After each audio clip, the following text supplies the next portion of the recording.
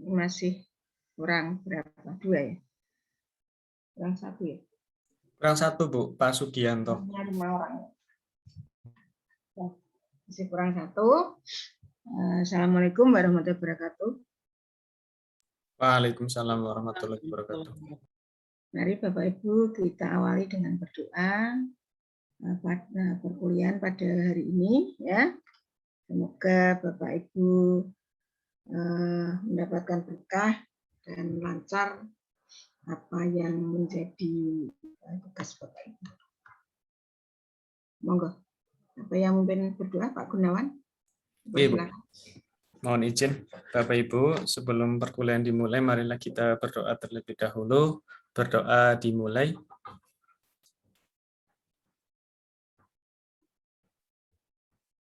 Berdoa selesai. Ya, terima kasih Bapak Ibu. Saya sudah mengisi Elena ya, dan di sana sudah saya berikan forum diskusi. Monggo Bapak Ibu bisa berdiskusi dengan teman di forum itu. Sudah saya siapin untuk saling memberi informasi. Untuk yang pertemuan 1 sudah. Nah, untuk pertemuan 2 juga sudah, hari ini sudah saya isi Elenanya. Nanti silakan Bapak Ibu juga bisa berdiskusi, menyampaikan pendapat ya terkait dengan rancangan model inovasi pembelajaran ya dengan model terbaru yang Bapak Ibu rancang. Kemudian asesmennya seperti apa yang kemarin disarankan oleh Prof. Kartono. Kemudian rancangan yang hari ini mestinya Bapak Ibu sudah punya, nanti silakan untuk diunggah tugas yang sudah saya siapkan. Ya, silakan. Ya, memang diharuskan di Elena ada aktivitas ya, supaya ada aktivitas, monggo nanti bisa diisi ya untuk diskusi Bapak Ibu. Nah, sekarang silakan sampaikan rancangan yang sudah dibuat Bapak Ibu. Di kemarin sudah bersepakat bahwa tidak akan tiap hari kita tiap minggu ya, selalu ada pertemuan. Jadi 2 kali ini ada pertemuan, minggu depan bisa off. Bapak Ibu bisa kerja mandiri dan bisa tetap berkomunikasi lewat Elena. Nanti untuk pertemuan ketiga juga akan saya siapi suatu forum diskusi di sana sehingga Bapak Ibu bisa melaksanakan diskusi di forum tersebut. Nah, monggo silakan untuk disampaikan apa yang sudah direncanakan di masing-masing. Yang jelas Bapak Ibu akan membuat suatu model pembelajaran ya yang tidak seperti biasanya. Tentunya ada inovasinya ya. Kemudian nanti langkah-langkahnya seperti apa dan tentunya diikuti dengan kajian-kajian teori yang ada berdasarkan pada artikel-artikel hasil penelitian baik dalam negeri maupun luar negeri bersumber pada artikel bereputasi ya ataupun SINTA 1 2 3 4 5 6 P1 P2 P3 P4 gitu ya. Nah, kemudian langkah atau sintak yang dirancang seperti apa, kompetensinya apa, ya, sampai kepada kalau bisa sampai kepada instrumen untuk pengukurannya ya, tentunya instrumen pengukurannya bagaimana, kemudian diterapkan dalam penelitian dan kemudian hasil akhir nanti Bapak Ibu adalah sesuai kesepakatan dulu adalah suatu artikel ya yang nanti harapannya bisa disubmit. Nah, monggo Bapak Ibu dengan target 16 kali pertemuan, Bapak Ibu bisa merancang di pertemuan-pertemuan keberapa Bapak Ibu melaksanakan aktivitas atau kegiatan sehingga proyek atau produk yang dihasilkan jelas sampai mana, ya jangan sampai pada saatnya harus mengumpulkan Bapak Ibu belum selesai gitu ya. Jadi itu karena ini adalah S3 jadi lebih kepada bagaimana kerja mandiri Bapak Ibu ya, dan hasilnya seperti apa, yang dikembangkan seperti apa, dan harapannya menunjang disertasi, begitu. Nah, monggo dipersilakan siapa dulu yang akan menyampaikan progresnya.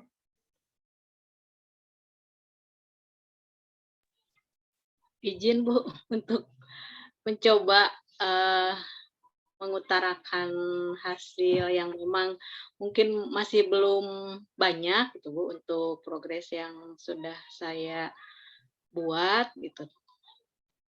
Izin untuk share screen Bu. Monggo dipersilakan. Tapi ini masih nggak bisa Bu Ratri. Oh, Bisa udah. dijadikan co-host toh? Oh, udah.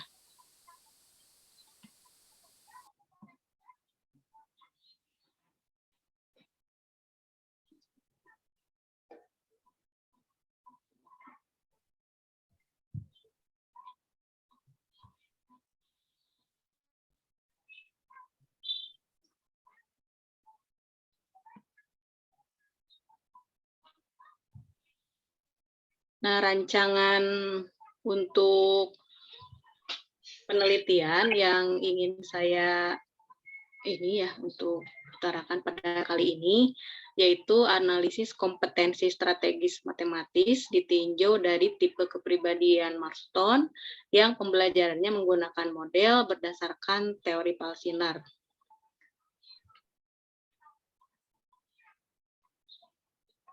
Hal ini pertama dilatar belakangi dari salah satu kemampuan yang memang harus dimiliki dan dikembangkan siswa dalam belajar matematika adalah kompetensi strategis matematis yang merupakan salah satu bagian dari 5 kecakapan matematis yang dikembangkan pertama kali oleh Kilpatrick dan kawan-kawan.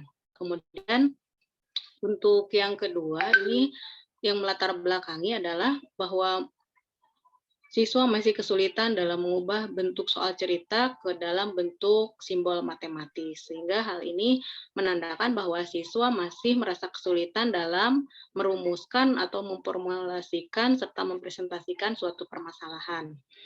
Kemudian berikutnya di sini bahwa kompetensi strategis dalam menyelesaikan soal cerita, terutama dalam materi program linier juga masih kurang. Di sini masih belum memenuhi indikator-indikator dari kompetensi strategis matematis. Kemudian dari hal yang lainnya, di sini berkaitan dengan kepribadian yang memang sangat erat dengan pola penerimaan lingkungan sosial terhadap seseorang, dalam hal ini sekolah dan kelas. Dalam lingkungan sekolah atau kelas, siswa dituntut untuk melakukan kegiatan berpikir dan menyelesaikan masalah matematika. Kemudian pada teori Palsiner, di sini terdapat... Bisa di-show nggak, Bu? Oh, kan terlalu kecil. Oh, terlalu kecil ya, Bu.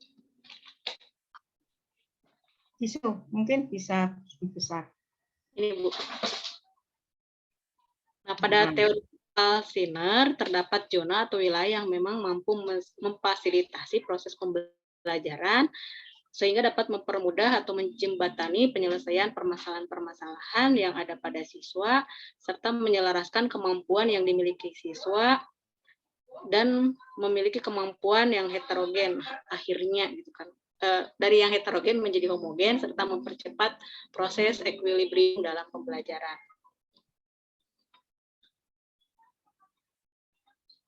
Kemudian untuk rumusan masalahnya, di sini bagaimana kompetensi strategis matematis ditinjau dari tipe kepribadian menurut Marston. Yang kedua, apakah terdapat hubungan antara kepribadian dan kompetensi strategis matematis. Yang berikutnya, apakah penggunaan model pembelajaran berdasarkan teori Palsiner efektif terhadap kompetensi strategis matematis.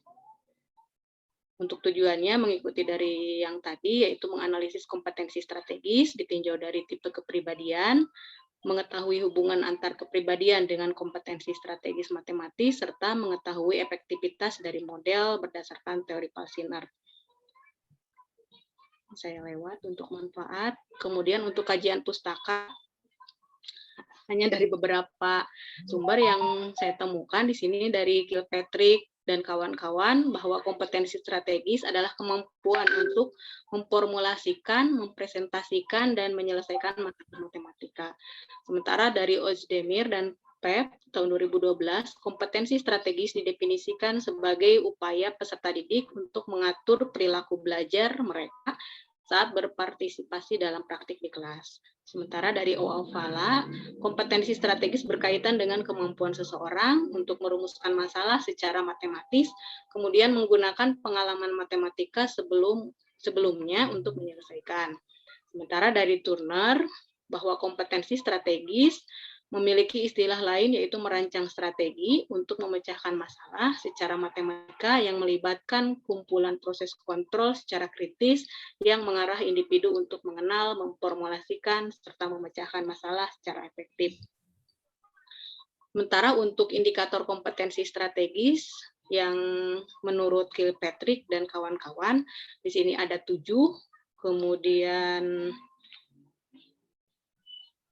yang pertama, memahami situasi serta kondisi dari suatu permasalahan, kemudian menemukan kata-kata kunci serta mengabaikan hal-hal yang tidak relevan dari permasalahan, menyajikan masalah secara matematik dalam berbagai bentuk, memilih penyajian yang cocok untuk membantu memecahkan permasalahan, menentukan hubungan matematik yang ada dalam suatu masalah, memilih metode penyelesaian yang efektif dalam menyelesaikan suatu permasalahan, dan yang ketujuh, menemukan solusi dari permasalahan yang diberikan.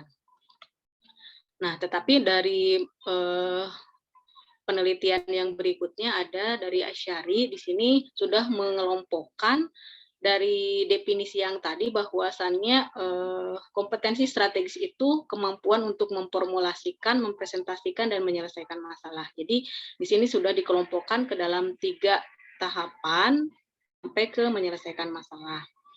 Nah, dari sanalah saya merasa terpikirkan gitu untuk menambahkan bahwa dalam menyelesaikan masalah itu seperti halnya dari Polya, bahwa untuk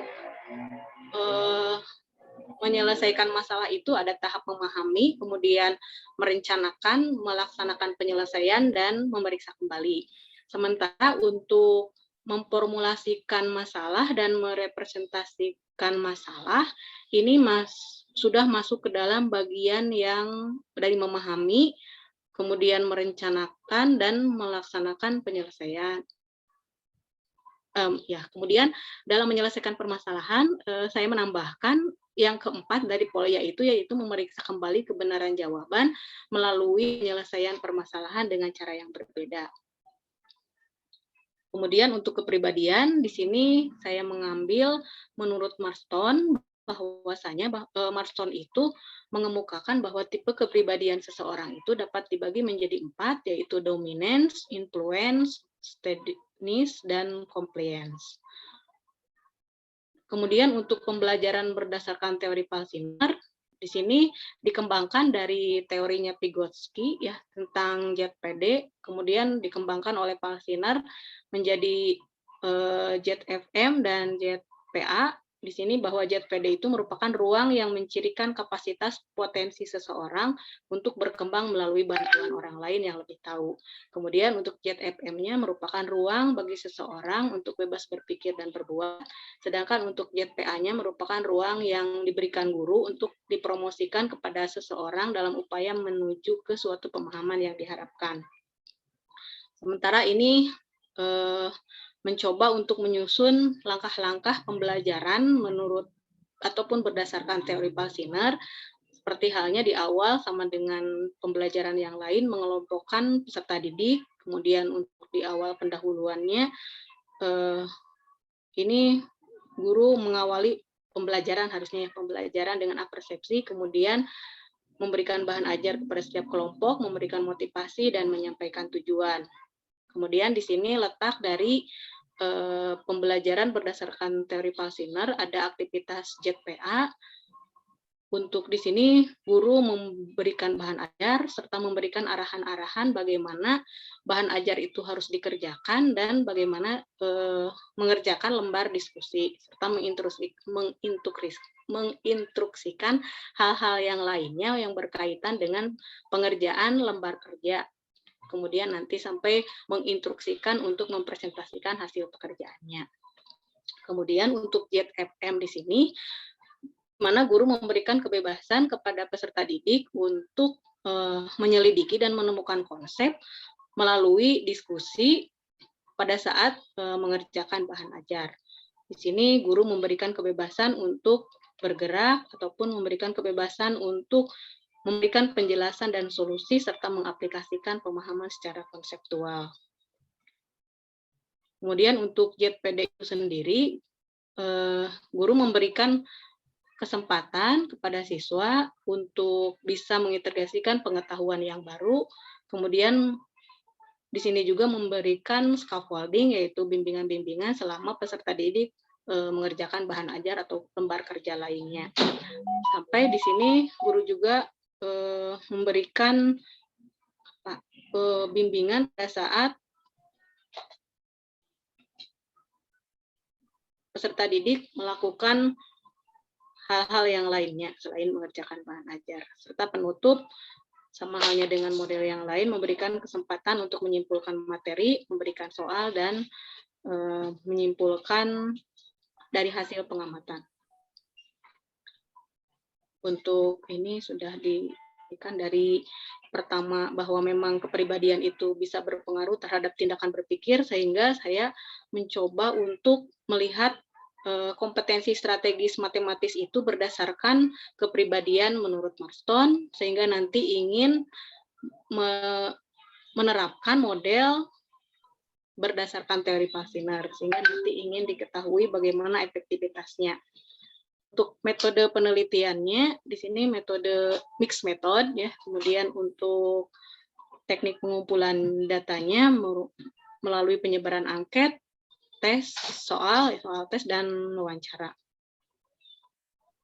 Kemudian saya baru membaca-baca gitu Bu, untuk model asesmen yang digunakan, saya mengambil dari asesmen autentik, di mana di sini penilaian yang digunakan untuk mengetahui tingkat kemampuan siswa secara nyata tanpa dibuat-buat, baik di kelas maupun kegiatan sehari-hari yang dilakukan siswa. Kemudian menurut Kunandar, bahwa untuk nanti penilaian autentik itu nanti bisa berupa unjuk kerja, kemudian penugasan, kinerja ataupun hasil karya, portofolio, ataupun dari hasil-hasil lembar kerja siswa, serta penilaian diri.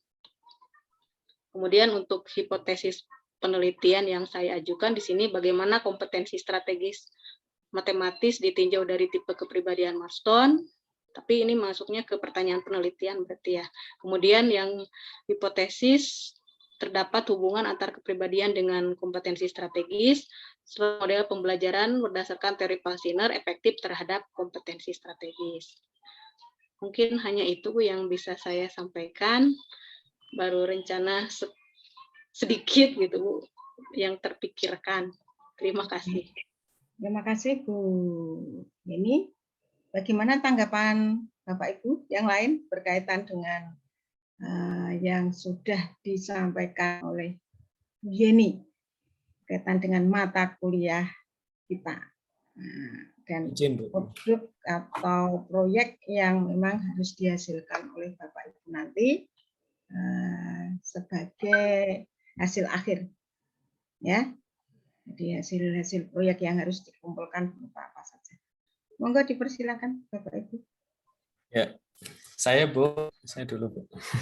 Oke, monggo. Pak Iya, Gunawan. ini terkait tadi yang Bu Yeni kan pakai mix metode ya. Yang kuantitatif itu nanti pakai uji statistika apa berarti Bu? Uji efektivitas. Coba ini saya luruskan dulu ya. Ya. Ini kembali ke permasalahan yang pertemuan pertama ya, pertemuan pertama. Memang Bapak Ibu nanti hasilnya adalah artikel dari hasil suatu penelitian dan harapannya Prof. Hartono menghasilkan proposal yang sekaligus punya hasil ya. Tapi bukan berarti dalam mata kuliah ini tuh lebih ditekankan kepada itu tadi. Jadi tidak semua bisa dibahas di sini Bapak Ibu ya. Nah, Di sini lebih ditekankan, misalnya nanti kan itu ada model-model ya. Nah, kita model-model pembelajaran dan asesmen. Tetapi walaupun model-model pembelajaran dan asesmen, harapannya kemarin Bapak Ibu itu mampu menghasilkan suatu hasil penelitian, kemudian ada produk proposal ya yang mengarah ke disertasi. Tetapi bukan berarti nanti semua itu dibahas di sini, kan nggak mungkin ya. Nah, misalnya tadi, misalnya metode penelitian, nah, mungkin pakai statistik atau apa. Nah, jadi nggak mungkin akan dibahas semuanya di sini tentang mixed method misalnya, mixed method itu saya yakin Bapak Ibu juga sudah mendapatkan hal itu ya, jadi tidak akan dibahas detail banget mixed method itu seperti apa, kan Bapak Ibu sudah dapat mata kuliah yang namanya apa itu? Penelitian ya. Metode penelitian, Bu. Metode penelitian ya. Nah, itu sudah disinggung dalam-dalam di sana. Jadi nggak perlu disinggung lagi di sini menurut saya. Ya, jadi di sini lebih tekankan pada kemarin asesmen itu yang diharapkan oleh Prof. Kartono, asesmen tentang apa kemarin. Nah, sehingga itu Bapak Ibu harus mencari referensi-referensi yang mengarah ke sana. Kemudian harapannya ada ciptaan model pembelajaran yang tidak seperti biasanya, gitu ya, gitu kan? Jadi kalau misalnya modelnya hanya PBL, PJBL tanpa ada inovasi kan berarti tidak boleh. Jadi kan harus ada inovasinya. Inovasinya seperti apa? Ini tadi sudah bagus yang dilakukan Bu Yeni terkait dengan model pembelajaran tadi ya. Dan Bapak Ibu juga harus memperhatikan itu apa namanya referensi yang dirujuk. Nah, referensi yang dirujuk untuk nanti dijadikan referensi itu kan tidak boleh referensi yang sudah lama. Jadi referensi yang baru-baru. Kalaupun ada yang lama harus ditunjang dengan referensi tahun yang lebih baru, begitu Bapak Ibu. Nah, sehingga tadi ada yang 2009 ya Bu. Nah, umur 2009 sekarang 2021, sudah berapa puluh tahun. Monggo. Bukan berarti tidak boleh. Boleh ya, boleh. Tetapi diharapkan Bapak Ibu ada rujukan yang lebih baru lagi terkait dengan itu tahunnya. Tuh, misalnya. Terus ini juga saya lebih menekankan progresnya itu adalah progres, misalkan target selesai membuat inovasi model, ya itu minggu keberapa, target melaksanakan penelitian itu minggu keberapa, sehingga harapan kita target-target tadi di samping inilah ya Bapak Ibu ya, di samping ini itu jelas Bapak Ibu melakukan, tapi misalnya minggu keempat targetnya sudah selesai di apa untuk proposalnya atau sudah selesai paling tidak model pembelajaran yang dirancang sudah ditemukan dengan sintak-sintaknya seperti apa, dengan dukungan kajian teori seperti apa. Nah, terus minggu ke misalnya ke-7 sudah sampai apa Bapak Ibu? Pelaksanaan penelitian kapan? Misalnya kayak gitu loh Bapak Ibu. Jadi progres itu bisa dievaluasi di samping rancangan proposal, rancangan isi dan lain-lain tadi yang sudah disampaikan Bu Yeni ya. Nah, itu juga bagus. Bapak Ibu sudah mempunyai menemukan model inovasinya apa. Ya. Nah, tadi ada bahan ajar, misalnya ada bahan ajar kan berarti Bapak Ibu menyiapkan bahan ajarnya juga. Nah, karena dalam penelitian nanti tidak mungkin tidak ada bahan ajar yang akan diberikan kan gitu ya. Nah, itu kapan selesai, kapan pelaksanaan, kapan instrumen harus selesai semua. Nah, maksud saya begitu. Sehingga nanti tahapan-tahapan yang itu sudah bisa dilakukan Bapak Ibu. Nah, sehingga harus membuat semacam hasil penelitiannya selesai sehingga diperoleh hasil Bapak Ibu bisa membuat tadi membuat artikel. Nah, artikelnya akan dibuat kapan? Misal gitu ya. Nah, kan gitu Bapak Ibu. Ya. Nah, jadi itu supaya itu. Jadi tidak hanya yang dilakukan Bu Yeni tadi ya. Nah, monggo ini mungkin Bapak Ibu yang lain juga sudah merancang seperti itu, monggo bisa ditampilkan atau belum merancang ke sana, baru seperti Bu Yeni. Sudah ada timeline-nya, Bu. Nah, itu ya. Jadi kalau ada timeline-nya itu kan enak, monggo. Nah, silakan untuk yang menjadi moderator siapa? Nih, saya persilakan. Tadi kan tak awali dengan saya ya. Nah, silakan. Siapa yang akan memoderatori berikutnya? Nah, monggo saling bergantian ya. Oke. Masih mengupas Bu Yeni, Bu? Atau masih mengupas Bu Yeni atau ganti presenter? Saya kira cukup ya untuk Bu Yeni ya. Karena nanti kalau Bu Yeni kan tadi tampilannya terlalu lama. Tapi aku nggak selesai waktunya nggak cukup kan. Padahal kita rancang pertemuan ini berapa menit misalnya gitu loh ya. Nah, sehingga satu orang menyampaikan berapa menit, dibahasnya berapa menit itu kan lebih sistematis. Tadi memang saya diam saja ya. Nah, jadi nanti kalau kelantur-lantur kan jadi seperti itu nggih. Sudah bagus yang dirancang Bu Yeni, cuma ada beberapa hal yang masih perlu diperhatikan. Nah, nanti bisa dilihat dengan teman yang lain Bu Yeni ya. Itu tadi timeline-nya belum kelihatan ya. Oke, monggo berikutnya. Saya persilakan jadi moderator siapa? Silakan. Monggo, Bu. Moderator. Nah, monggo ini Pak Gunawan akan memoderatori. Nah, Bu Ratri, Bu. Nah, siapa? Moderatornya Bu Ratri. Bu Ratri, nggih. Yang akan menyampaikan punyanya siapa? Saya enggak apa-apa, Bu. Pak Gunawan. Dibatasi waktunya ya. Kita sampai pukul berapa kuliah ini? Apakah harus semuanya tampil ataukah tidak? Ya.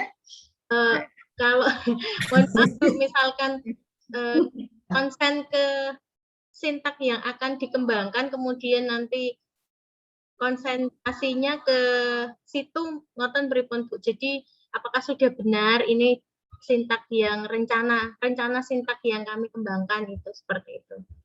Iya, jadi kan memang kita lebih kepada modelnya dulu ya, bukan kepada kompetensi yang diukur dulu, tak? Kompetensinya monggo terserah Bapak Ibu, teori tentang kompetensi itu gini-gini, saya yakin Bapak Ibu sudah ahli semuanya, ya. Nah, monggo Pak Gunawan, saya persilahkan untuk mempresentasikan rancangan model inovatifnya. Waktu saya berikan hanya 5 menit Pak Gunawan. Nanti lebih banyaknya Bapak Ibu bisa di Elena. Sudah saya berikan forum ya Bapak Ibu ya. Nah, bisa berlama-lama nanti di Elena ya. Ya, Bu. Bisa ke izin Bu Emi untuk share screen dan Bapak Ibu.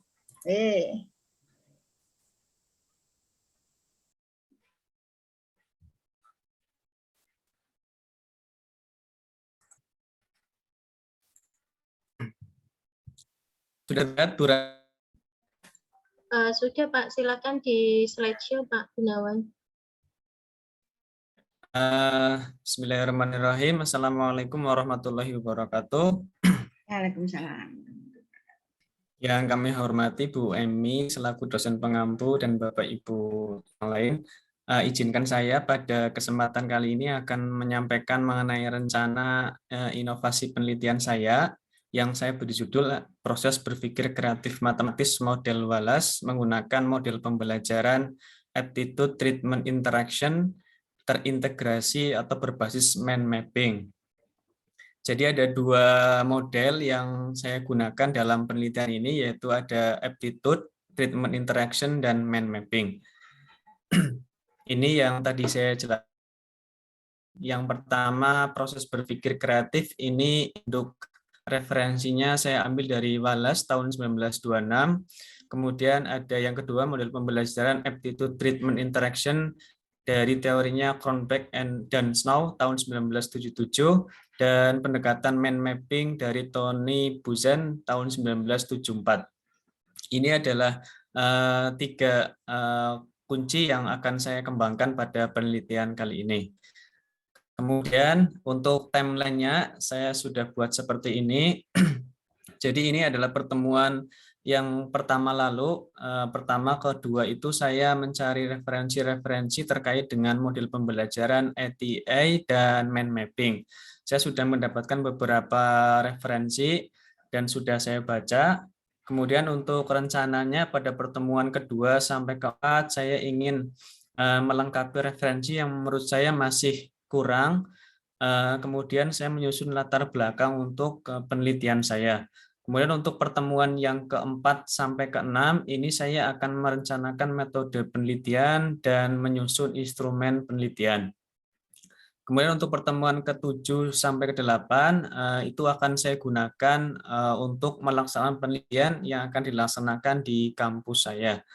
Kemudian untuk pertemuan ke-8 sampai ke-14 ini akan saya gunakan dengan kegiatannya membuat hasil dan pembahasan, menyusun artikel, review artikel dari dosen pengampu, dan akan saya submit ke jurnal bereputasi.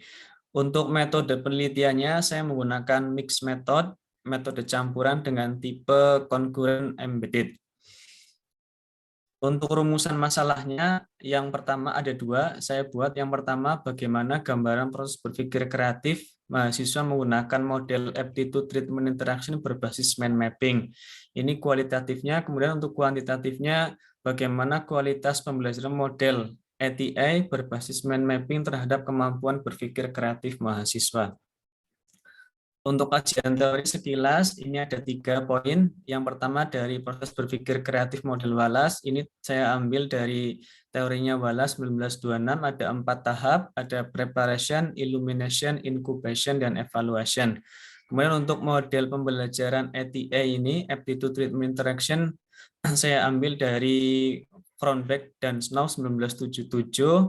Ini ada 4 langkah yang diutarakan. Yang pertama adalah mengukur kemampuan setiap mahasiswa, ini termasuk ke dalam aptitude testing. Kemudian yang kedua mengelompokkan mahasiswa menjadi 3 bagian, yaitu kelompok kemampuan tinggi, kemampuan sedang, dan kemampuan rendah. Kemudian yang ketiga ini memberikan treatment dan interaction atau memberikan perlakuan. Kemudian yang keempat adalah melaksanakan tes evaluasi. Kemudian untuk yang ketiga ini ada model mind mapping dari Tony Buzan 1974. Ini peta pikiran adalah metode visual untuk merekam pikiran dan ide secara grafis.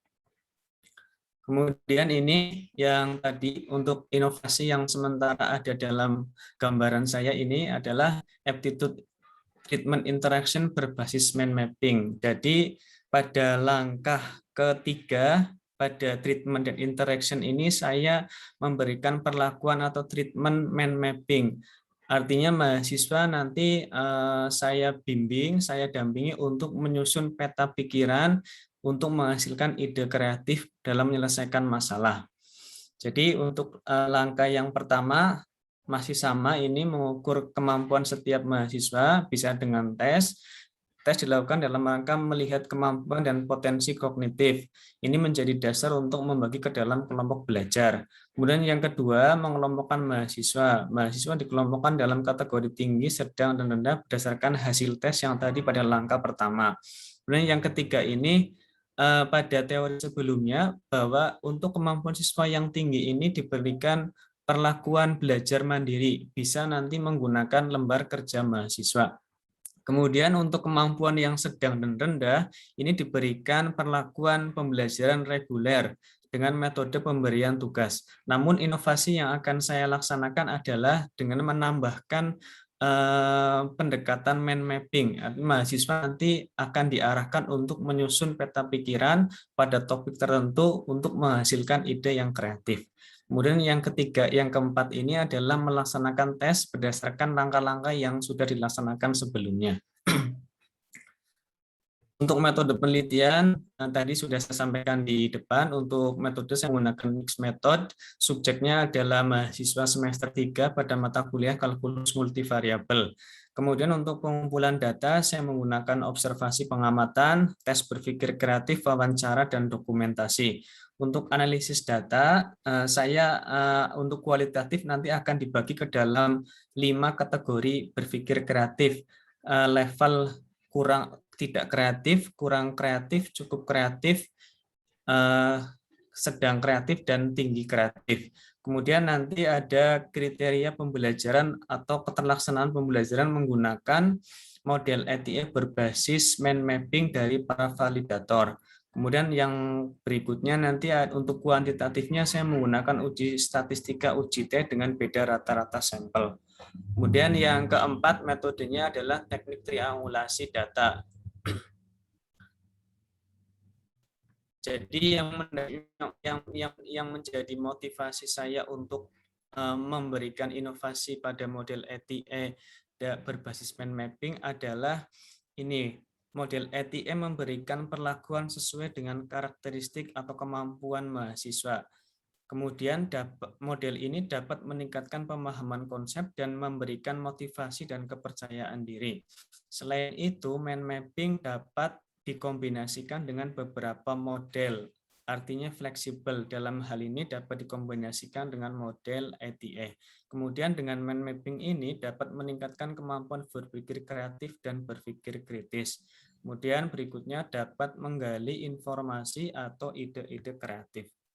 Mohon maaf Pak Gunawan, waktunya sudah habis. Iya, kebetulan sudah selesai. Terima kasih atas waktunya. Mohon masukan dan bimbingannya Bu Eni. Wassalamualaikum warahmatullahi wabarakatuh. Waalaikumsalam warahmatullahi wabarakatuh. Monggo, siapa yang akan berikan masukan? Pertama, saya katakan tadi aja berpikir ya. Nah, kalau pakai F salah, Bapak. Harusnya pakai P ya. Bukan berpikir, tapi berpikir. Ya. Baru tahu, Bu. Ya, harus pakai P. Mbak Ratri senyum-senyum kalau di matematik itu sudah selalu coret gitu ya. Pengalaman Mbak Ratri dibimbing Pak Amir Sambu Indang ya dulu ya. Oke, itu monggo selanjutnya. Silakan berikan masukan. Jadi tadi pakai ati, ya. Kalau bisa bahasa Indonesia ini ati ya. Monggo Bapak Ibu. Kalau diizinkan memberikan komentar Bu. Boleh. Saya ingin memberikan unek-unek yang saya alami tadi ketika melihat presentasi dari Pak Gunawan. Tadi inovasi sintaknya itu lebih mirip dengan metode penelitian Pak Gunawan. Jadi diawali tes, kemudian dikelompokkan, diberi treatment, kemudian dites lagi. Nah, apakah ini agak sedikit beda persepsi menurut saya. Kalau untuk saya pribadi, kalau menurut saya itu sintak model ya diawali misalkan pendahuluannya itu ngapain, kemudian ada pengorganisasian kegiatan mahasiswa seperti apa. Nah, kalau yang tadi disampaikan itu lebih mirip ke langkah-langkah penelitian. Mohon maaf seandainya juga saya kurang memahami ATI tadi seperti apa Pak Gun. Monggo Pak Gun bisa dijawab. Jadi model ETA ini memang model yang dikhususkan sesuai dengan karakteristik kemampuan mahasiswa ya. Jadi untuk mengetahui kemampuan mahasiswa ini saya menggunakan tes dulu ya. Jadi dari hasil tes ini nanti mahasiswa dikelompokkan ke dalam 3 kelompok yang tadi saya sebutkan. Nah, setelah mahasiswa itu nanti dikelompokkan, dosen ini akan memberikan sebuah masalah ya. Kemudian masalah itu nanti akan didiskusikan sesuai dengan kelompok tadi, yang kelompok tinggi, yang kelompok sedang, dan kelompok rendah. Untuk yang kelompok tinggi ini memang berdasarkan teori yang saya baca ini memang sementara ini disuruh belajar sendiri dulu ya. Jadi fokus pada ETA ini adalah pada kemampuan yang sedang dan rendah. Nah, untuk inovasi sendirinya saya fokus pada treatment-nya.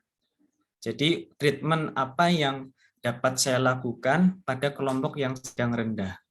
Tapi target saya besar ini adalah kemampuan berpikir kreatif ini. Jadi menghasilkan ide-ide yang tidak lazim, yang tidak familiar, itu bagaimana caranya begitu. Nah, dengan mind mapping inilah saya ingin membentuk pola pikir mahasiswa itu, oh ya, kalau ada topik seperti ini berarti saya bisa membuat suatu cabang berupa solusi-solusi ya. Ini tinggal dipilih atau dikonektikan dari masing-masing solusi tadi begitu.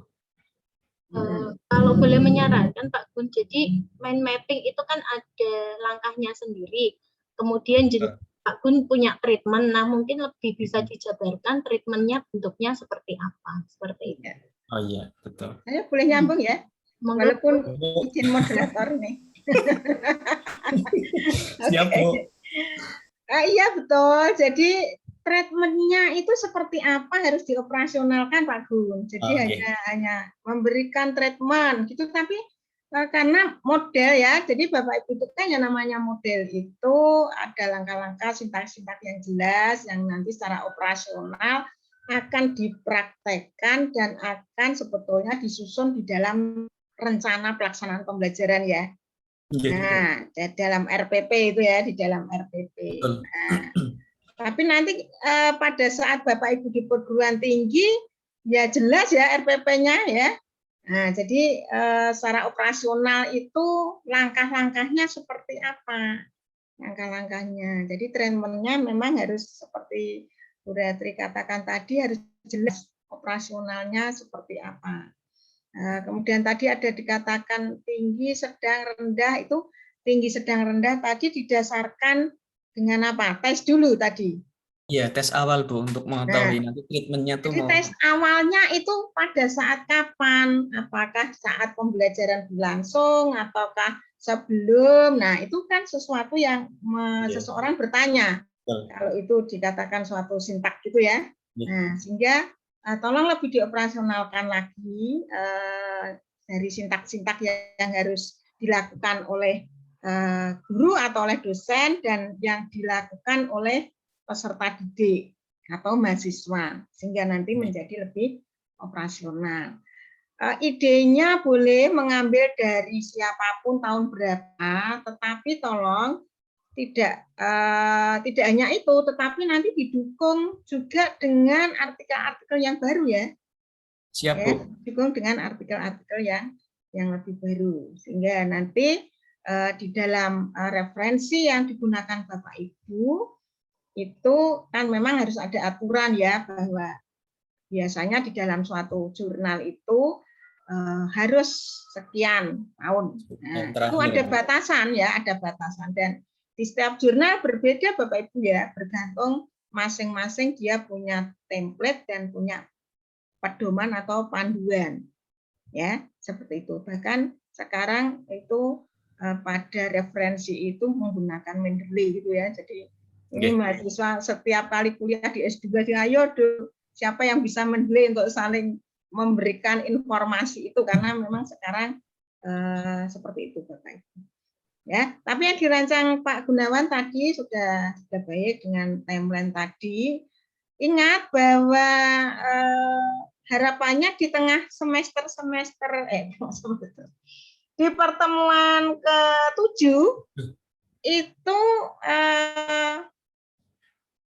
nanti kalau ada tagihan ya, ada misalnya UTS gitu ya, UTS Bapak Ibu merancang seperangkat pembelajaran dengan penerapan model baru untuk inovasi pembelajaran, misalnya itu saya jadikan sebagai UTS gitu ya.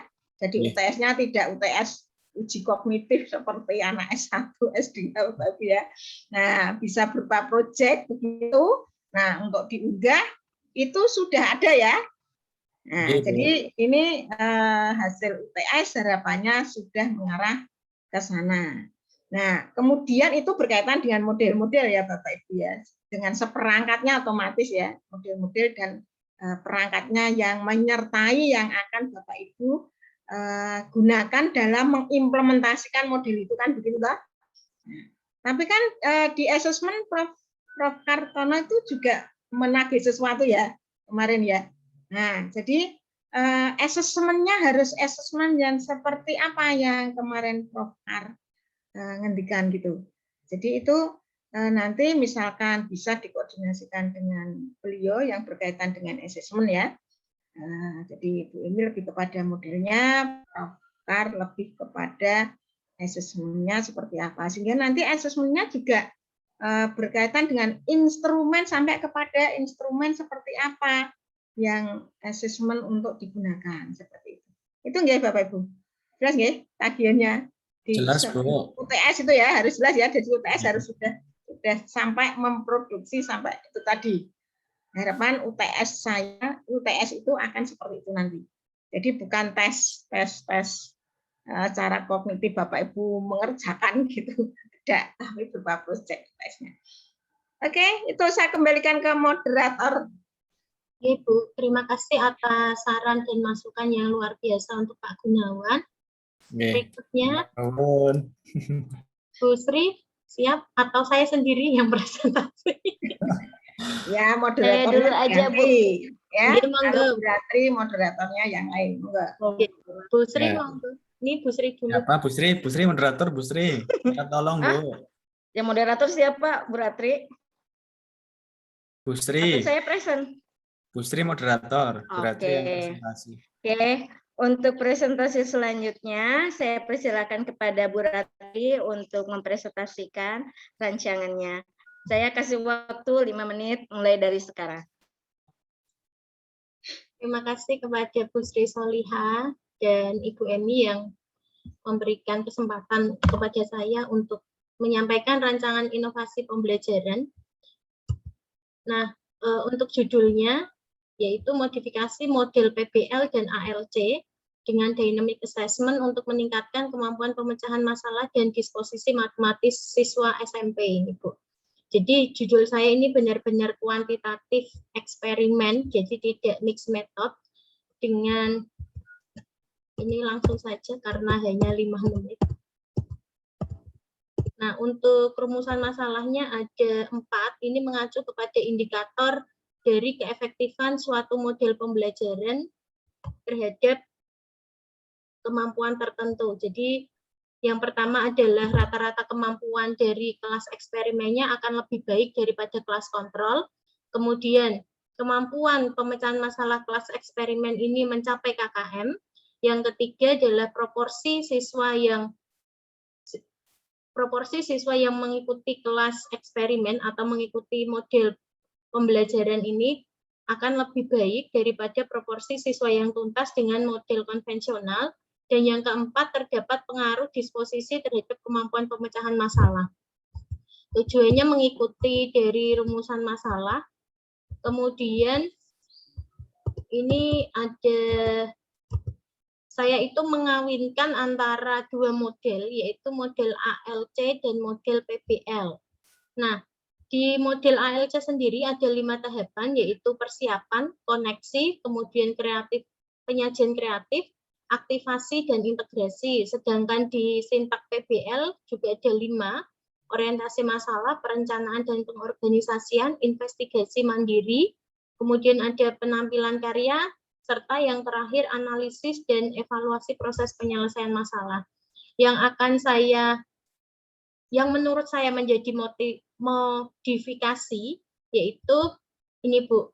Jadi saya membuat sintak yang baru yang saya beri nama Accelerated Problem Based Learning atau APBL dengan tahapan yang pertama adalah conditioning, di mana guru itu mengkondisikan pikiran siswa dulu sebelum memulai pelajaran. Jadi tujuan dari tahapan ini yaitu untuk memupuk disposisi matematis mahasiswa terlebih dulu sebelum memulai menyajikan masalah. Jadi siswanya bisa tenang dulu, bisa memaknai bahwa matematika penting baru disajikan masalah. Kemudian tahap organizing, yaitu guru mengorganisasikan tugas pemecahan masalah kepada siswa. Kemudian tahap yang ketiga guiding, yaitu guru membimbing siswa. Nah, ini juga di sini guru mempersiapkan siswa agar memenuhi langkah-langkah penyelesaian masalah dengan cara mengumpulkan informasi, kemudian ada tahapan polia yang harus dilaksanakan, ada kalau dia butuh eksperimen juga boleh mencoba-coba.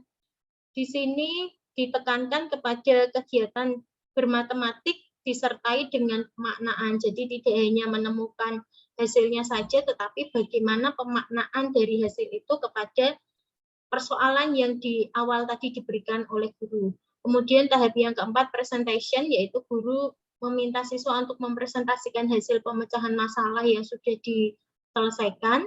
Kemudian yang kelima, integration and evaluate, yaitu guru meminta siswa untuk melakukan refleksi dan evaluasi terhadap tahap dan hasil penyelesaian masalahnya, sehingga pembelajaran yang dilakukan pada hari itu dapat terintegrasi dengan harapan akan lebih diingat oleh siswa, jadi masuk ke long term memory-nya. Kemudian kerangka berpikirnya, tadi diawali dari kemampuan pemecahan masalah dan disposisi yang masih rendah. Di kelas eksperimen saya menggunakan atau menerapkan model APBL dengan dynamic assessment, kemudian yang kelas kontrolnya menggunakan pembelajaran konvensional. Kemudian setelah saya melaksanakan pembelajaran di kelas eksperimen, saya memberikan tes kemampuan pemecahan masalah dan angket disposisi. Dan harapannya ada 4 hipotesis penelitian yang akan tercapai sesuai dengan rumusan masalah yang tadi sudah saya sampaikan. Untuk metode penelitiannya, waktu penelitiannya nanti menyesuaikan dengan timeline yang sudah saya buat, tempatnya di SMP 5 Kudus rencananya. Kemudian desain penelitiannya metode kuasi eksperimental dengan jenis penelitian non-equivalent post-test only control group design. Kemudian variabel bebasnya yaitu model pembelajaran dengan variabel terikatnya kemampuan pemecahan masalah dan disposisi matematis siswa. Populasinya siswa kelas 8 SMP 5 Kudus. Untuk teknik samplingnya purposive random sampling. Dan teknik pengumpulan data yaitu tes dan angket. Untuk instrumennya tadi berupa tes kemampuan pemecahan masalah dan lembar angket disposisi matematis. Dan sebelum saya memberikan tes kepada siswa dengan menggunakan instrumen tersebut, saya melakukan uji coba soal yang nantinya akan saya ukur validitas dengan korelasi product moment dan reliabilitasnya dengan alpha Cronbach. Dan teknik analisis datanya ada data awal, uji normalitas, homogenitas, dan uji kesamaan rata-rata. Untuk analisis data akhir, menggunakan statistik deskriptif kuantitatif, kemudian uji T, uji T, independent sample t-test ini untuk menguji perbedaan rata-rata, kemudian ada uji independent sampel, satu sampel, ini untuk menguji dengan KKM, ada uji proporsi dan uji regresi. Kemudian rencana jadwal penelitian saya hari ini yaitu sudah mencapai studi literatur dan analisis kebutuhan.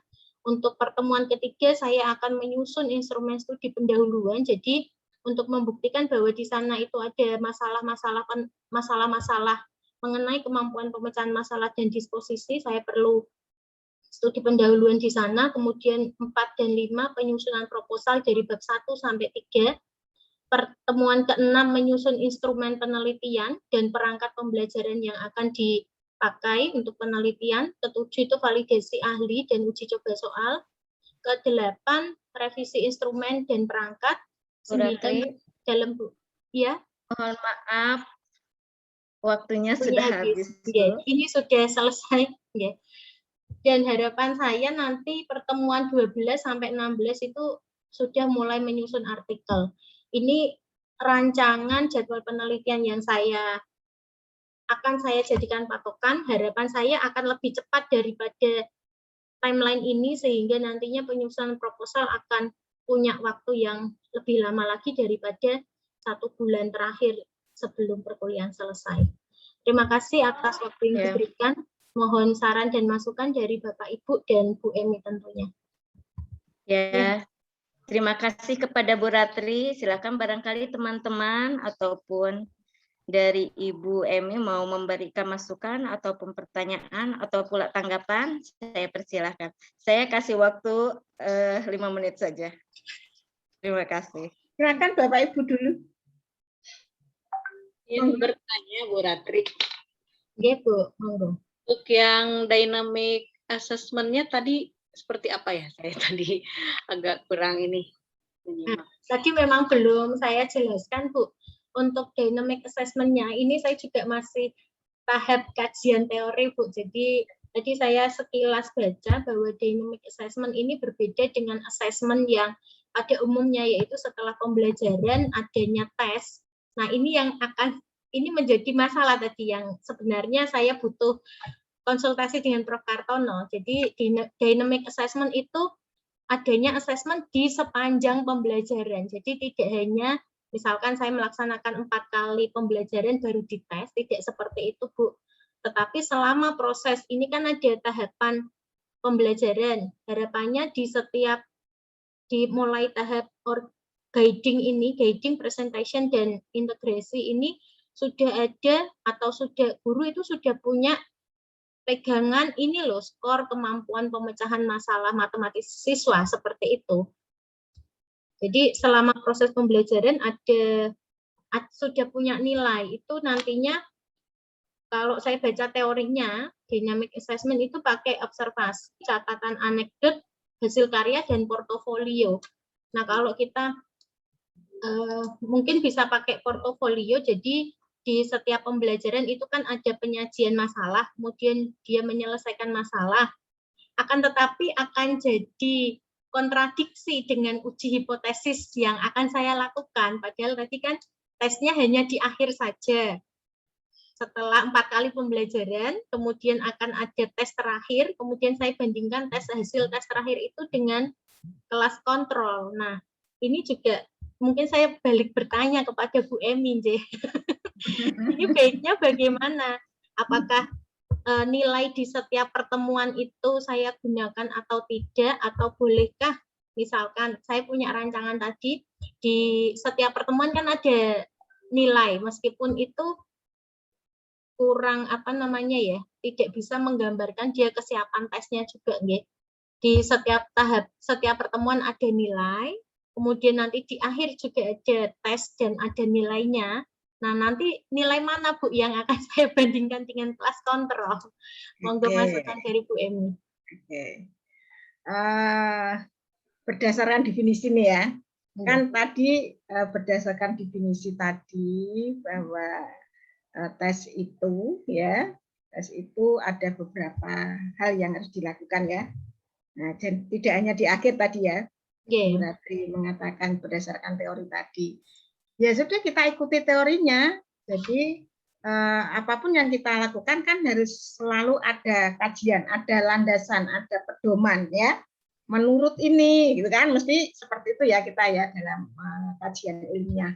Nah, dari situ tadi dikatakan memang bahwa penilaian itu memang sebetulnya dari dulu penelitian itu tidak hanya lewat tes, dari kurikulum 2004 yang menyatakan assessment itu authentic assessment itu ya. Berarti kan authentic assessment itu memang dilihat dari baik di awal, di tengah maupun di akhir suatu proses.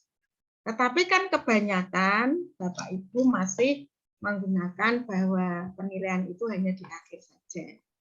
Nah, tadi bisa lewat observasi, bisa lewat lesan, bisa lewat portofolio. Nah, bahkan yang sekarang dikembangkan di RPS di perguruan tinggi yang saat ini, seperti yang kemarin saya berikan Bapak Ibu itu ya, karena ada 6 indikator itu ya. Sebetulnya itu mengarah ke sana ya, kalau melihat definisi tadi loh ya. Nah, jadi ada keaktifan, ada proyek. Proyek itu sebetulnya bisa juga kita katakan sebagai portofolio ya lah, sebagai portofolio. Kemudian masing-masing ada bobotnya. Nah, itu kalau kita mengacu kepada definisi tadi. Nah, monggo nanti lebih dikonsultasikan kepada Prof. Kartono. Jadi saya berdasarkan definisi yang disampaikan oleh Bu Ratri tadi seperti itu. Dan memang sekarang itu dikembangkan di perguruan tinggi tadi. Jadi penilaian itu tidak hanya tes akhir seperti itu, tetapi melalui proses dari awal sampai akhir, baik secara afektif dan kognitif, bahkan itu menjadi satu kesatuan ya. Karena di dalam itu ada partisipasi aktif, itu juga menjadi pensekoran juga dalam penilaian. Itu Bu Ratri terkait dengan pertanyaan tadi. Oke, Bu. Terima kasih. Nah, jadi itu. Jadi kita selalu berpedoman pada definisi, ya, definisi itu. Monggo itu bisa Bapak Ibu mencari kembali berbagai literatur yang berbicara tentang asesmen tadi, ya, sehingga itu akan memperkuat Bapak Ibu dalam membuat instrumennya dan di akhir nanti bentuk penilaiannya seperti apa. Itu saran saya. Saya kira cukup ya. Sudah bagus yang dibuat Bu Ratri ya. Jadi timingnya sudah pas. Kemudian ini ada sintaks-sintaks, cuma nanti harus ada penjelasan lebih rinci. Gabungan dari dua itu seperti apa, latar belakangnya bagaimana sehingga menjadi yang tadi PBL dengan apa tadi gabungannya satunya? Accelerated Learning Cycle. ALC. Ya, itu tadi ya. Dengan PBL bisa menjadi seperti ini. Tadi itu dua kemampuan disposisi dan kemampuan pemecahan masalah itu disposisi kognitif ya? Disposisinya afektif, Bu. Oh, lebih kepada afektifnya tadi. J. Nah, jadi nanti tadi ada dites dulu disposisinya atau bagaimana tadi? Oh, enggak, Bu. Sama Bu Ratri. Enggak. Di akhir juga pakai angket, Bu. Kenapa harus di akhir?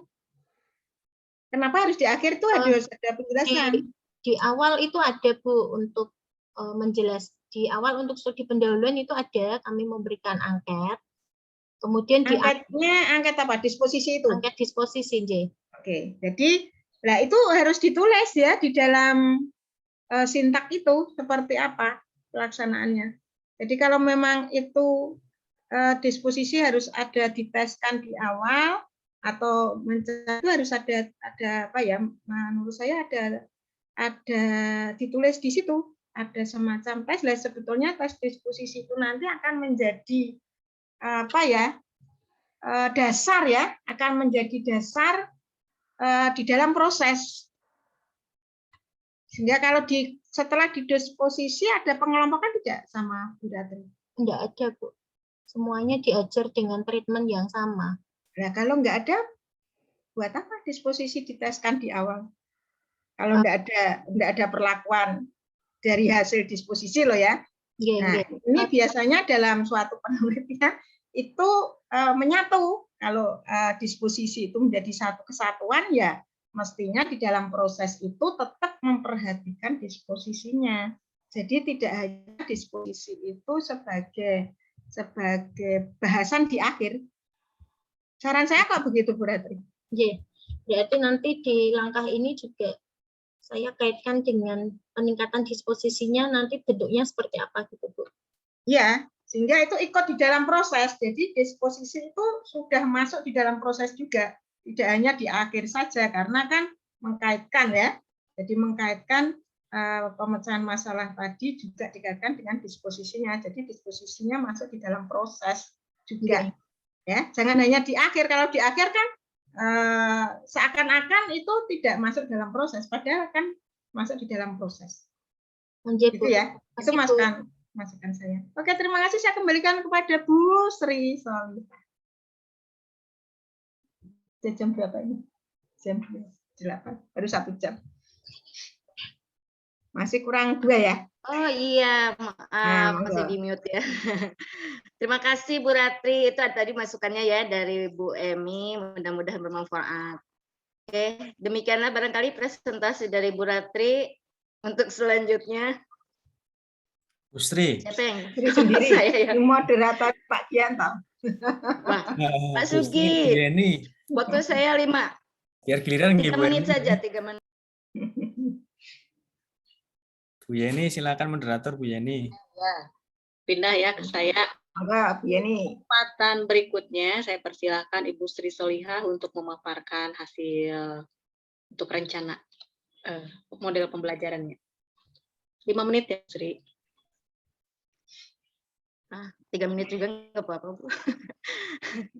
Terima kasih kepada Bu Yeni yang sudah memberikan waktunya. Nah, ini salah satu rancangan untuk penelitian saya yang berjudul Kemampuan Berpikir Kreatif Matematika dengan menggunakan model diskursus multi representasi atau DMR ditinjau dari gaya belajar.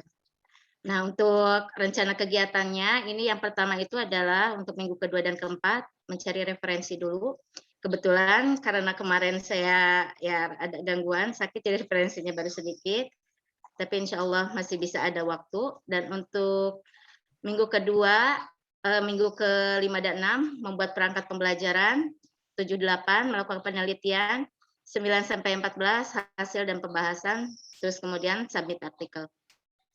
Oke, tujuan dari penelitian ini adalah untuk mengetahui keefektifan pembelajaran matematika dengan model DMR dan mendeskripsikan kemampuan berpikir kreatif matematika berdasarkan gaya belajar siswa.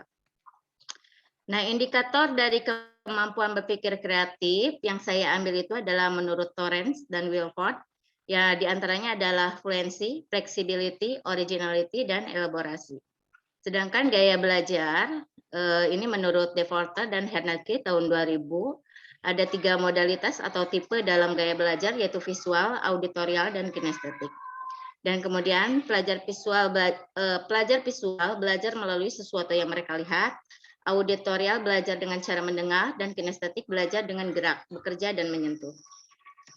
Sedangkan model diskurs multi representasi atau DMR, saya ngambil ini referensi dari Sinaga 2018 menyatakan bahwa model pembelajaran DMR adalah pembelajaran yang digunakan guru untuk mengembangkan kemampuan siswa dalam berpikir secara matematika dalam setting kelas berbentuk diskursus, sehingga siswa dapat lebih memahami konsep yang dipelajari dan dapat menerapkannya dalam berbagai situasi. Sedangkan menurut Purwasi 2013, model diskursus multi representation ya, adalah suatu pembelajaran matematika yang berorientasi pada siswa. Di sini siswa dapat mengeluarkan ide, menulis ide, dan mendengarkan ide, serta melakukan percakapan berbagai arah. Sedangkan langkah-langkah model pembelajaran DMR adalah yang pertama adalah persiapan. Nah, dalam persiapan ini siswa itu biasa melakukan doa, kemudian mengatur tempat duduk dan yang lainnya ya, berdasarkan kelompok. Nah, untuk setting pembelajaran ataupun setting di dalam kelas, saya akan menggunakan kelompok ya. Karena menurut saya kalau dengan kelompok itu siswa cocok ya dalam DMR atau diskursus. Jadi siswa dapat belajar secara khusus dengan teman-temannya gitu ya. Yang kedua, melakukan pendahuluan. Di sini dalam pendahuluan itu mengulang kembali pengetahuan sebelumnya atau pengalamannya dalam kehidupan sehari-hari sehingga siswa dapat menjadi pengantar untuk siswa dalam menerima pengetahuan baru ya. Jadi sharing ya. Terus adanya tanya jawab antara siswa dan guru, tanya jawab yang dilakukan tidak hanya untuk mendasari pengetahuannya saja, melainkan siswa dapat lebih termotivasi di dalam proses pembelajarannya. Yang ketiga adalah pengembangan. Nah, pada tahap ini, siswa melakukan diskusi dengan kelompok yang telah dibuat sebelumnya. Siswa diberikan soal, soal pemecahan masalah berupa soal cerita oleh guru. Di sini siswa menuliskan informasi-informasi atau menuliskan konteks yang telah diketahui dan ditanyakan berdasarkan soal tersebut.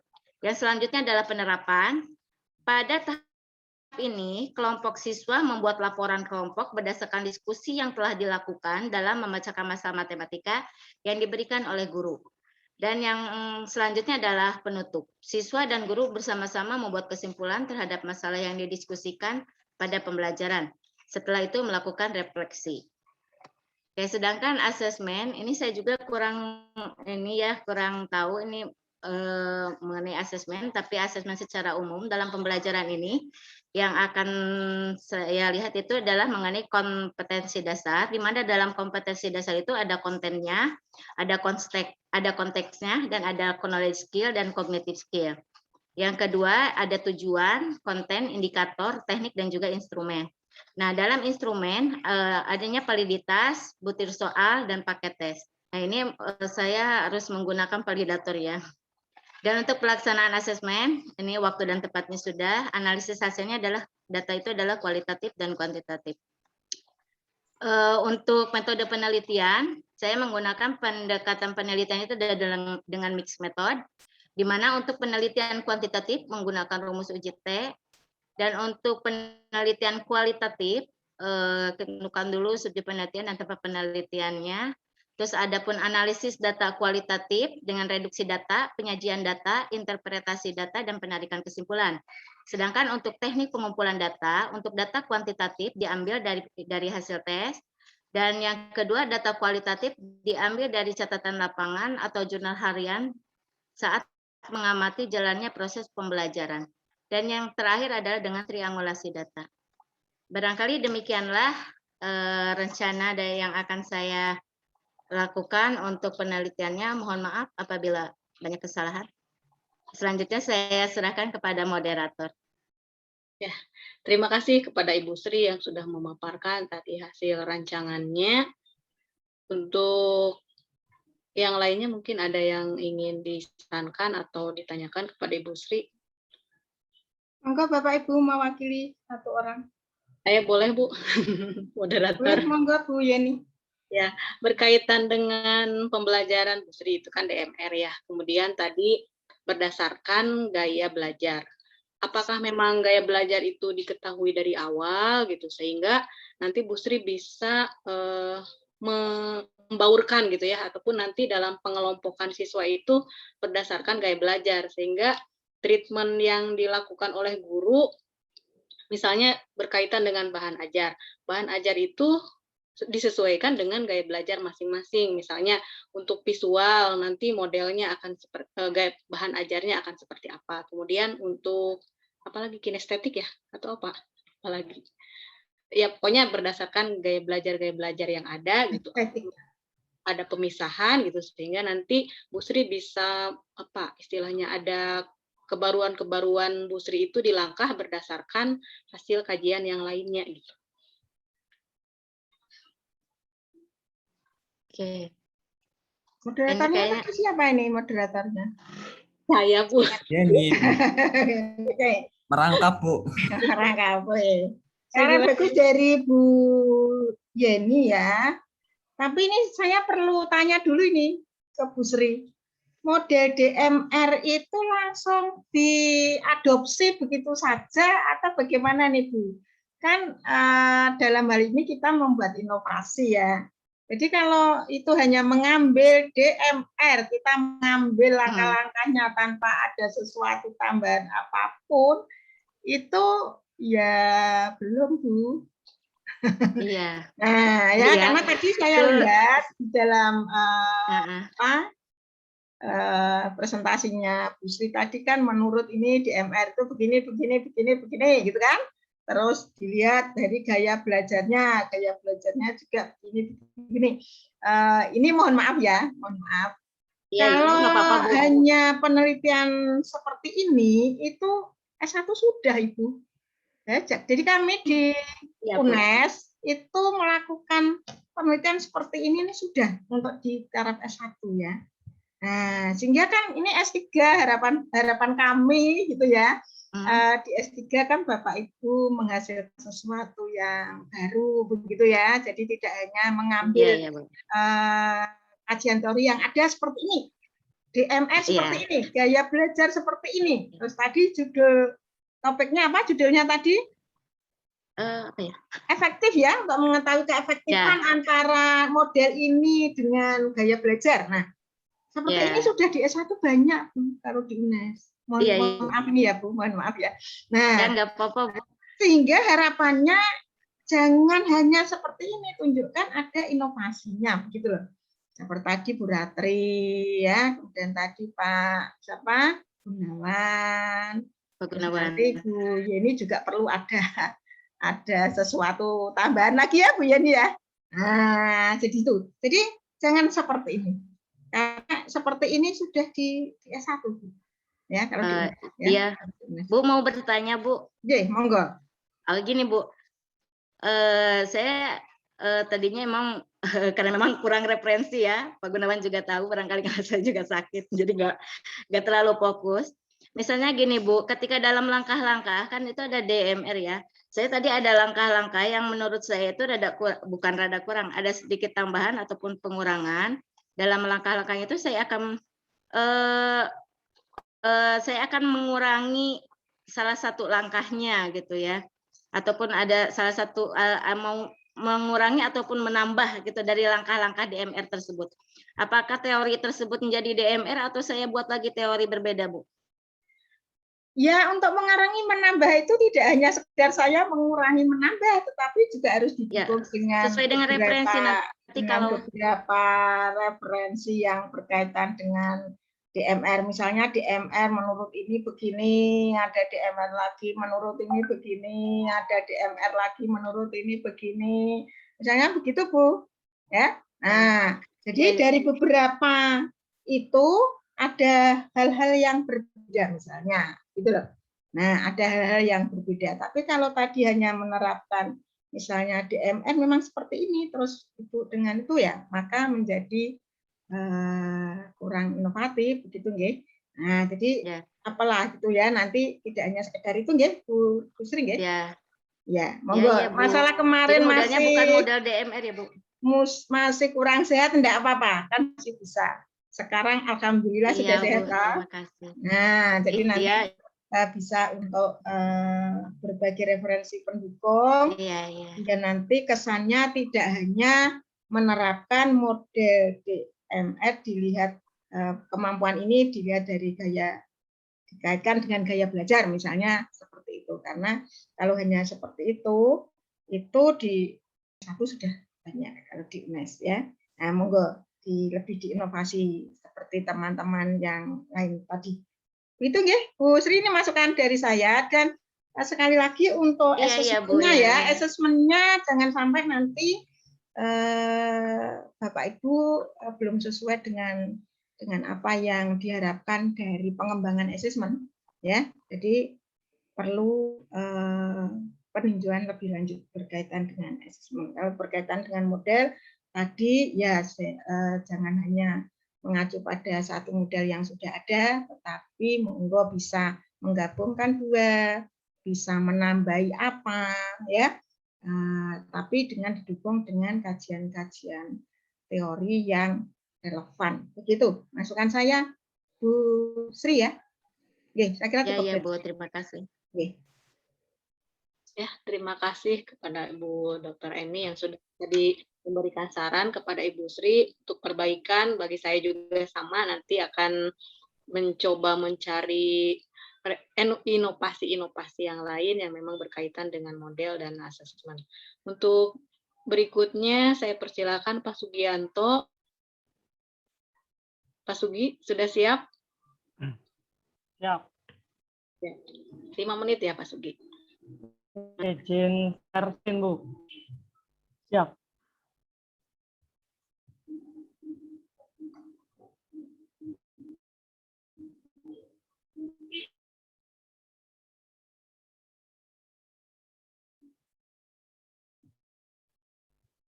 Ya, langsung. Bismillahirrahmanirrahim.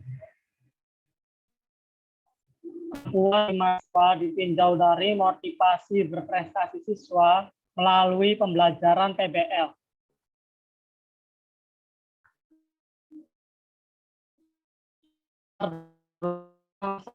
Kemampuan komunikasi empati peringkat 45. Yang kedua, menurut PISA 2018, matematik siswa di Indonesia menempati peringkat ke-74 dari 79 negara. Berdasarkan survei dari TIMSS dan PISA dapat disimpulkan bahwa kemampuan komunikasi matematik siswa di Indonesia tergolong rendah. Perumusan masalah, identifikasi masalah. Wilayah kajian matematika di SMA, pendekatan deskriptif kualitatif, jenis masalah, bagaimana motivasi berprestasi siswa dilihat dari kemampuan komunikasi matematis, batasan masalah, penelitian dilaksanakan pada siswa kelas 10 SMA itu Al-Bahja Pusat.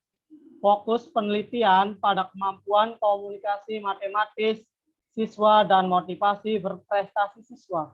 Rumusan masalah, apakah terdapat hubungan antara komunikasi matematis siswa dan motivasi berprestasi siswa? Tujuan penelitian, terdapat hubungan antara kemampuan komunikasi matematis dan motivasi berprestasi siswa.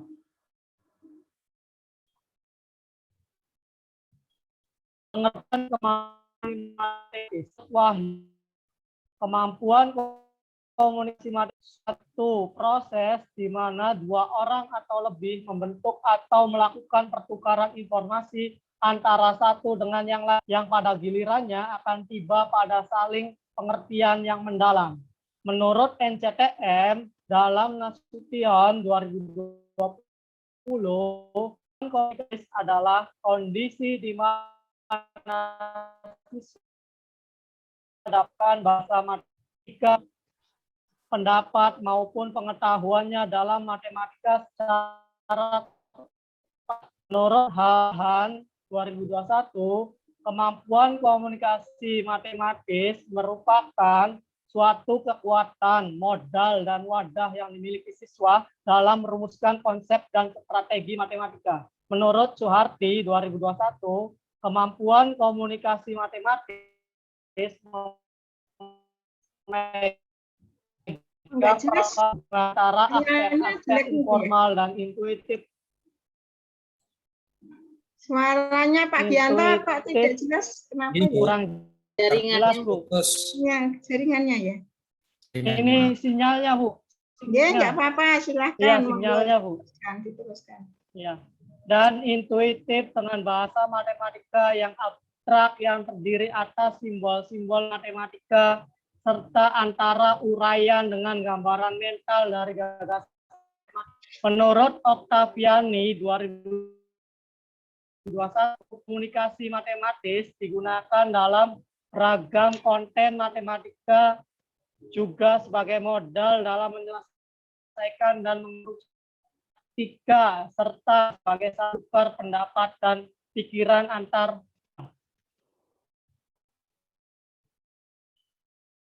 Kemampuan kognitif untuk berkomunikasi matematis, siswa perlu bekerja dengan abstraksi dan simbol-simbol. Seringkali setiap bagian dari dalil-dalil matematika merupakan hal mendasar untuk memahami seluruh dalil. Setiap bagian dari dalil matematika bersifat sangat baik. Indikator kemampuan komunikasi matematis. Menurut Hadianto 2017, diantaranya pertama, menulis, menggambar, ekspresi matematika. Lalu menurut NCTM, siswa mampu mengekspresikan diri, lisan, tulisan, dan memvisualisasikan konsep matematika. Siswa mampu memahami, menginterpretasikan, dan mengevaluasi ide-ide matematis baik secara lisan, tulisan, maupun dalam bentuk visual lainnya. Dan siswa mampu mempilah istilah, notasi-notasi matematika, dan strukturnya untuk menyajikan ide serta menggambarkan hubungan antara konsep matematika. Menurut Melinda, untuk berkomunikasi matematis, siswa perlu bekerja dengan abstraksi dan simbol-simbol. Seringkali setiap bagian dari dalil-dalil matematika merupakan hal mendasar untuk memahami seluruh dalil, dan setiap bagian dari dalil matematika bersifat sangat spesifik. Menurut H.B. Ahan, kemampuan siswa dalam merumuskan konsep dan strategi matematika. Yang kedua, kemampuan siswa terhadap pendekatan dan penyelesaian dalam eksplorasi dan investigasi matematika. Dan yang ketiga, kemampuan siswa dalam dengan teman sebaya untuk memperoleh informasi, membagi pikiran, penemuan, pendapat, menilai, dan mempertajam ide. Rencana novelty NCTM tahun 2000 menjelaskan bahwa ada 3 indikator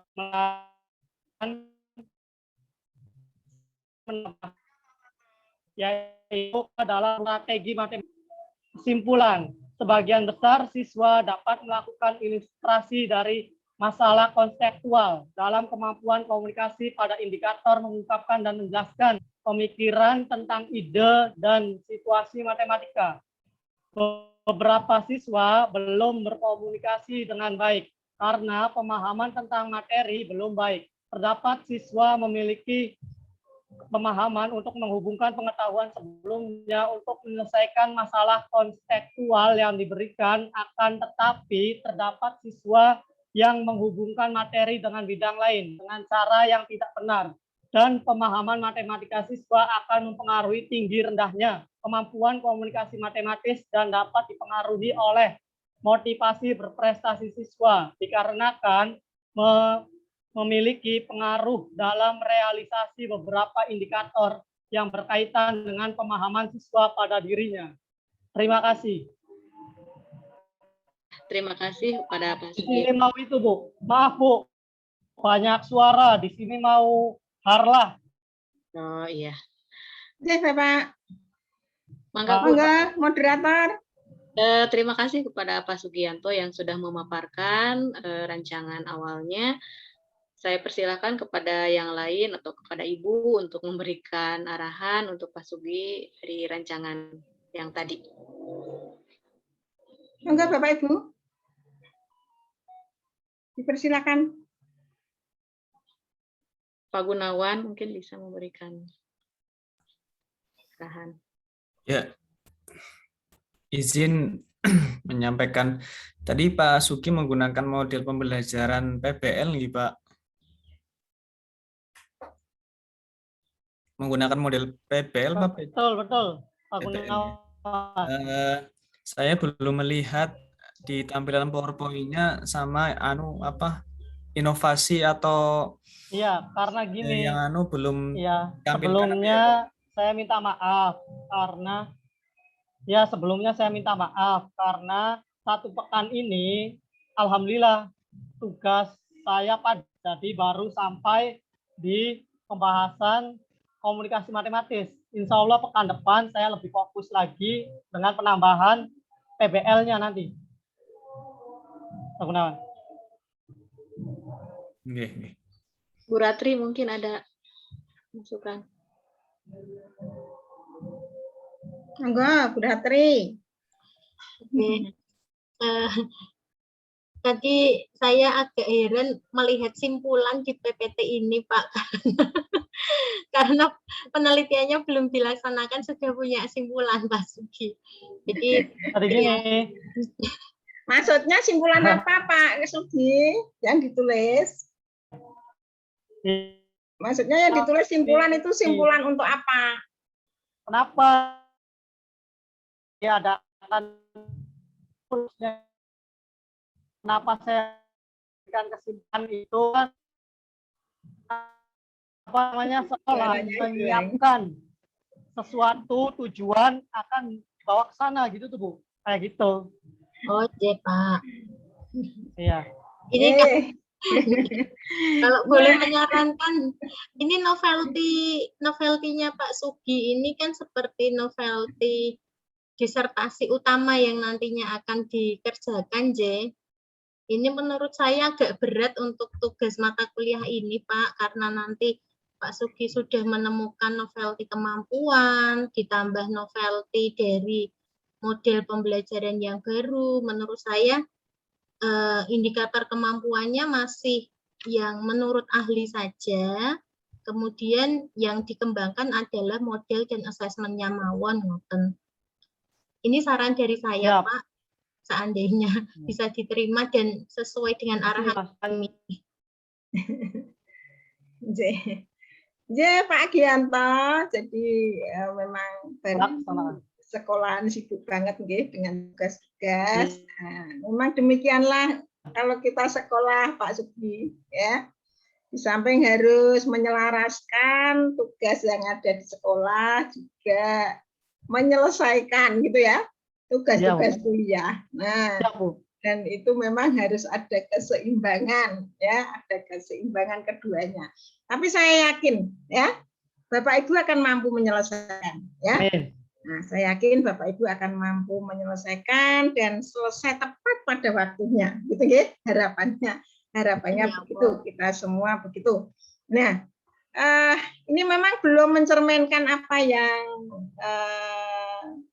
dirancang Pak Sugi, sehingga nanti PBL-nya itu PBL yang seperti apa, inovasinya di mana, gitu nggih. Ini kan tadi baru banyak menjelaskan berkaitan kemampuan komunikasi matematis. Ya, Bu. Nah, jadi tentunya untuk definisi ataupun indikator berkaitan dengan kemampuan-kemampuan yang ada di dalam matematika, saya yakin Bapak Ibu sudah mendalami semuanya. Itu juga pernah didalami di S2, gitu ya. Jadi kemampuan apa yang akan diukur oleh Bapak Ibu, monggo, ya, monggo. Dipersilakan mau tertarik yang mana, permasalahan mana yang sering timbul, ya, yang menjadi masalah dalam dunia pendidikan, monggo. Nah, jadi nanti Pak Suki masukan saya dibuat lagi yang lebih operasional berkaitan dengan tagihan ini, ya, sehingga Bapak Baik, Bu. Ibu itu sudah punya semacam rancangan atau panduan atau tadi timeline waktu-waktu yang sudah dirancang, ditetapkan Bapak Ibu, dan harapannya dengan sudah menetapkan waktu-waktu tadi bisa dilaksanakan sesuai rencana dan bisa selesai pada waktunya sesuai tagihan perkuliahan ini, sehingga nanti tidak sampai mundur-mundur. Itu harapannya semuanya dengan proyek-proyek yang harus dibuat Bapak Ibu selesai, begitulah ya. Nah, jadi itu, sehingga nanti harapannya juga nilai itu juga akan menjadi maksimal yang diperoleh oleh Bapak Ibu, begitu. Nah, cukup jelas Bapak Ibu nggih apa yang harus diselesaikan, ya. Memang tadi yang masih menjadi suatu masalah adalah asesmen, ya. Nah, karena memang Golkar belum memberikan suatu arahan, tetapi kemarin Bapak Ibu diminta untuk mencari referensi dan mempelajari, ya. Jadi memang S3 itu lebih kepada apa ya, bukan discovery tapi lebih kepada yang harus diketahui oleh Bapak Ibu, ya. Itu apa? Maka dicarilah, nah, ya, dicarilah yang harus diketahui oleh Bapak Ibu. Memang itu tuntutan S3 seperti itu. Jadi bukan dari kita memberi, tetapi Bapak Ibu silakan mencari untuk dikembangkan, ya. Kemudian disosialisasikan. Kemarin sampun beri ini Bu, materi, file-file materi. Kemudian karena keterbatasan kemampuan kami Bu di dalam memahami materinya. Jadi kami sebenarnya butuh ada buku-buku, konfirmasi. ada buku-buku yang kemarin sudah saya share belum Bu. Loh, di itu di apa, referensi itu saya share buku-buku itu, filenya belum ya? Hanya sumber nyata ya? Referensi bukunya belum ya? Baru referensi, nama referensinya ya? Artikel nggih. Oke, coba nanti sebagian buku-buku yang ada saya share ya. Iya Bu, terima kasih. Nah, tapi Bapak Ibu juga harus juga mencari ya. Tidak Oke ya, nanti direke ya. Jadi beberapa referensi yang kemarin saya masukkan di situ, nanti kita share ya beberapa hal ya. Oke, saya kira cukup ya Bapak Ibu ya untuk pertemuan kali ini. Nanti monggo memastikan. Gimana Pak Gun? Tadi yang di Elena itu harus diisi. Nah, tadi saya sudah melihat itu, berarti kita unggah PowerPoint hari ini, Ibu, yang produk itu. Iya toh, sambil diperbaiki yang tadi misalnya kagungannya Pak Sugianto, kagungannya Bu Sri, tadi kan ya, kagungannya Bu Yeni ya. Nah, masih bisa diperbaiki, wong di situ tidak saya batasi waktu hari ini loh ya.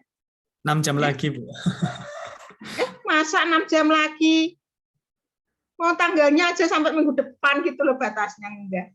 Coba dicek. Oh, 6 Coba hari, dicek. 6 hari, maaf Bu, 6 Coba hari. dicek lah ya, 6 sampai hari. 1 minggu yang akan datang. 6 day.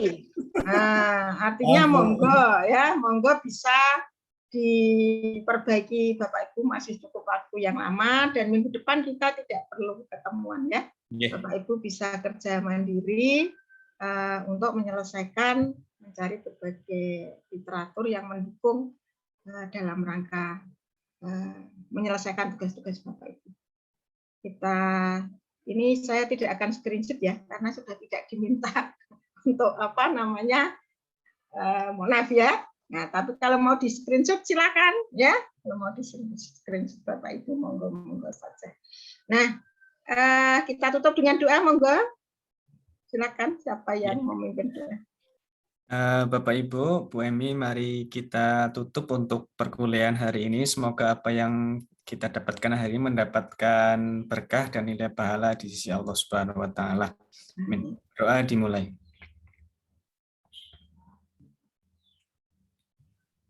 Doa selesai.